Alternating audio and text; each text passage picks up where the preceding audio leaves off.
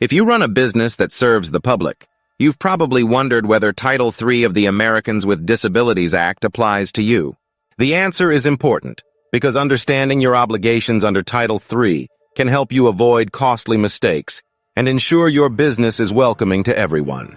Title III of the ADA is all about making sure people with disabilities have equal access to goods, services, and facilities in places of public accommodation. This covers a wide range of businesses, including restaurants, retail stores, hotels, theaters, gyms, doctor's offices, and many more. If your business is open to the public, chances are Title III applies to you. But there are exceptions. Title III does not apply to religious institutions or private clubs with restricted memberships.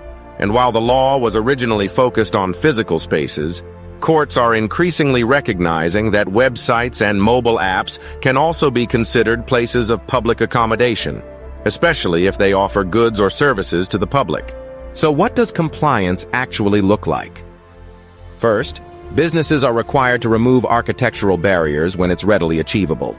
That means making changes that are practical and affordable, like adding ramps or widening doorways.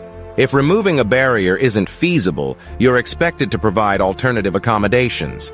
Communication is another key area. Businesses should offer services like real-time text captioning or assistive listening devices, and make sure their websites are accessible to people with disabilities, following standards like the Web Content Accessibility Guidelines. There are some common misconceptions about Title III. Some business owners think only large corporations need to comply, but that's not true. Title III applies to businesses of all sizes. Others believe that online-only businesses don't need to worry about the ADA, but recent court decisions suggest otherwise.